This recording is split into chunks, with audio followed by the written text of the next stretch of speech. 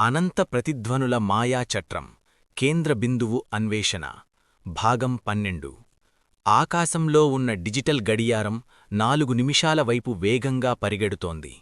వ్యోమ ఆందోళనగా దూరంగా కనిపిస్తున్న ఒక వెలుగుతున్న టవర్ను చూపించింది. అది కోర్ ఆఫ్ ఎకోస్.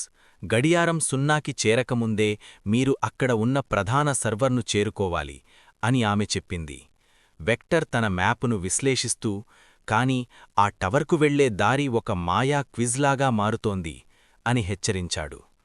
వారు టవర్ వైపు పరిగెడుతుండగా హఠాత్తుగా నేల విడిపోయి ఒక పెద్ద గందరగోళం మేజ్ ఏర్పడింది. ఆ గోడలు నిరంతరం మారుతున్నాయి. అన్వేష్, ఈ గోడలు మనల్ని తప్పుదారి పట్టించడానికి ప్రయత్నిస్తున్నాయి అని వెక్టర్ అరిచాడు. అన్వేష్ తన కాంతికలాన్ని పైకి ఎత్తి, మనం భయపడకూడదు వెక్టర్, నీ మ్యాప్ సహాయంతో సరైన దారిని కనుక్కో అని ధైర్యం చెప్పాడు. విద్యున్ వేగంగా ముందుకు వెళ్లడానికి ప్రయత్నించినా, కానీ ఒక వింతైన లాగ్ స్టార్మ్ అతన్ని చుట్టుముట్టింది. అతని వేగం ఒక్కసారిగా తగ్గిపోయింది.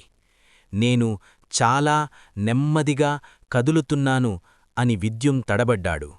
పిక్సెల్ తన చిన్న రెక్కలను వేగంగా ఆడిస్తూ విద్యుం చుట్టూ తిరుగుతూ, వదులుకోవద్దు విద్యున్, నేను నీకు తోడుగా ఉంటాను అని ప్రోత్సహించింది. మాయ తన టాబ్లెట్లో ఆ గందరగోళాన్ని గమనించి ఒక విషయాన్ని కనిపెట్టింది. అన్వేష్, ఈ గోడలు మారే విధానం ఒక మ్యూజిక్ రిథంలాగా ఉంది. మనం ఆ పాట ప్రకారం నడవాలి అని ఆమె చెప్పింది. అన్వేష్ ఆశ్చర్యపోయి, సంగీతమా? అంటే మనం తప్పుడు అడుగు వేస్తే దారి మూసుకుపోతుందా అని అడిగాడు. మాయ అవునన్నట్లు తల ఊపి అన్వేష్ చెయ్యి పట్టుకుని ముందుకు నడిపించింది. వారు సగం దూరం వెళ్లగానే దారిలో గ్లిచ్ సెంటినల్స్ అనే వింత ఆకారాలు ప్రత్యక్షమయ్యాయి.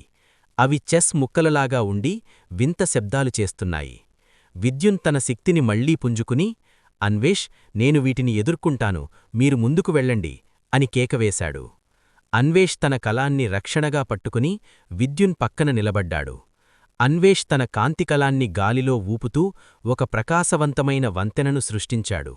వ్యోమా, ఈ వంతెనను స్థిరంగా ఉంచు, మేము సెంటినల్స్ దాటి వెళ్తాము అని అన్వేష్ కోరాడు.